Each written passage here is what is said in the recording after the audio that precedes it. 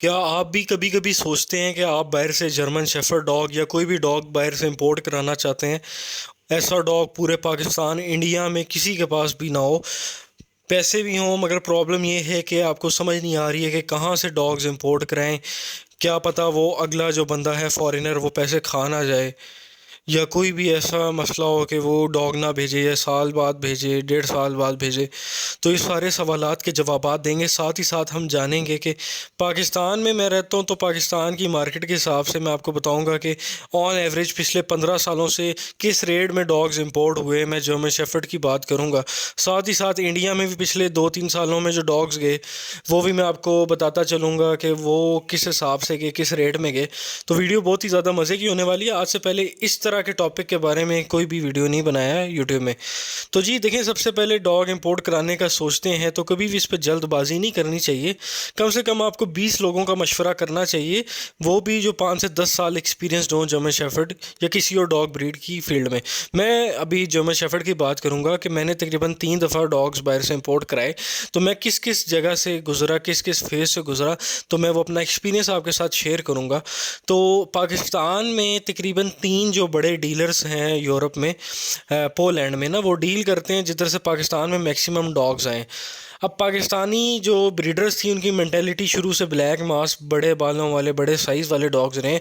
तो जो उन्हें डीलर्स मिले आगे पोलैंड में वो भी वैसे ही थे, जिसमें एक वेल है, पाइटर है, केट है, उसके बाद 2-4 और है, आना भी है। तो इन लोगों ने पाकिस्तान को भर भर के चूना लगाया। असल में इनको एक एजिया हासिल था, इन्हें इंग्लिश आती थी। हम लोग डायरेक्ट पॉलिश लैंग्वेज में मतलब बात करना बहुत ही मुश्किल होता है। एक बारबरा भी है, बड़ी अच्छी ब्रीडर है। तो ये है कि इन डीलर्स ने बहुत कुत्ता बेचा है पाकिस्तान, इंडिया में।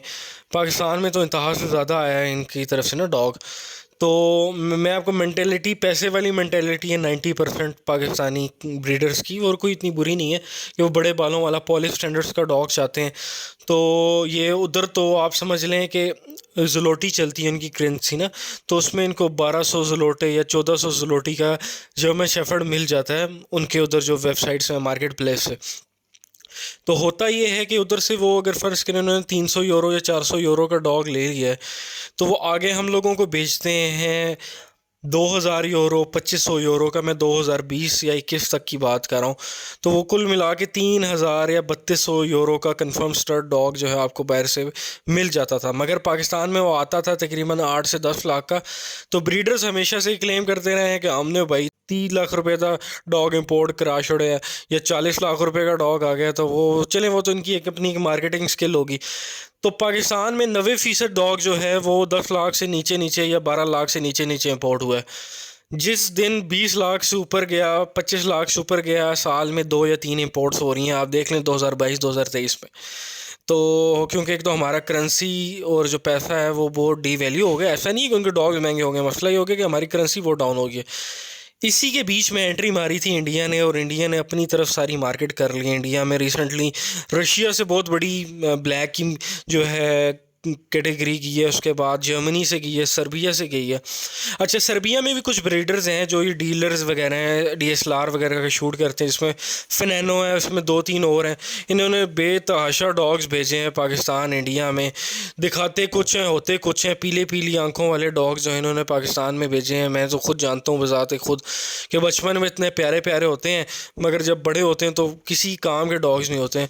अच्छा, बाहर से प्रेग्नेंट फीमेल्स भी जो पाकिस्तान में 2020 तक आई थी, 8 से 12 या 13 लाख रुपए तक की आई हैं, इससे ज़्यादा की नहीं आई हैं। तो मगर हर कोई यही बताता है कि मैंने खुद भी जो 3 दफ़ा इंपोर्ट कराई, एक दफ़ा एफसीआई करवाई थी, 2 दफ़ा क्लब पेडिग्री करवाए थे। तो ये तकरीबन मुझे मेल जो पड़ा था वो राउंड अबाउट 10 के करीब पड़ा था, और जो फीमेल्स थी वो 7, 6, 7 की, हाँ, इस तरह से पड़ी थी। ठीक है। तो अब ये सारा सीन है। इंपोर्ट कराने का तरीका बता देता हूँ कि आपने 3-4 ये नामवर डीलर्स, चलो ये पैसे तो खाएंगे, कम से कम पैसे जो डॉग है वो आपको कम से कम भेज देंगे। केट तो बिल्कुल नहीं भेजती है, ना पाइटर भेजते हैं। बाकी जो है वेल भेज देता है, उसके बाद बारबरा भी भेज देती है। ये मे भी आपको थोड़े महंगे डॉग्स दे दें या 2-3 महीने इंतज़ार कराएं। तो पेमेंट मेथड ये होता है कि इधर से आपको पता है करेंसी एक्सचेंज होती है। अगर आपका कोई बाहर बंदा तो आप उसको मतलब इधर उसकी फैमिली को पेमेंट कर दें, उधर से वो कर दे। नहीं तो आपको जो है डायरेक्ट आप किसी गोरे को भेज नहीं सकते, उसमें आपको मतलब एक 2 नंबर तरीके से भेजने पड़ते हैं, जिसमें आपको एक्स्ट्रा पर यूरो पैसे देने पड़ते हैं। तो ये है कि आपको मतलब डॉग जो है अगर आपको 3,000 या 3500 यूरो का मिल रहा है, चलें 3,000 का मिल रहा है तो 9 लाख रुपए अगर 300 के हिसाब से डॉलर है तो वो आपको टैक्स शैक्स मिला के 11 से 12 लाख जो है ये पड़ जाएगा। बाकी आपने कस्टम टैक्स देना होता है 1.5 से 2 लाख रुपया, जो पिछले 2 सालों में बहुत ज़्यादा महंगा हो गया इम्पोर्ट टैक्स।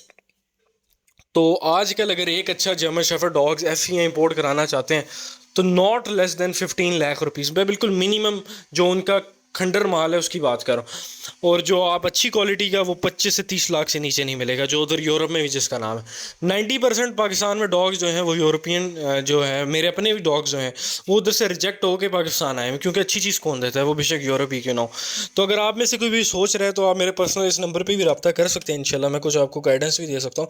बाकी और भी बहुत सारे ब्रीडर्स हैं जो कराते रहे, आप उनसे भी मशवरा कर सकते हैं। इसी की दूसरी वीडियो में मैं बात करने वाला हूँ कि पाकिस्तानी मार्केट में जो क्रैश आया और उसका जो पहलू एक था इंपोर्टिंग डॉग्स का, वो कैसे है और क्या वजह थी, और लोकल ब्रीड ज़्यादा प्रेफर करनी चाहिए इंपोर्टेड, तो इस बारे में बात करेंगे।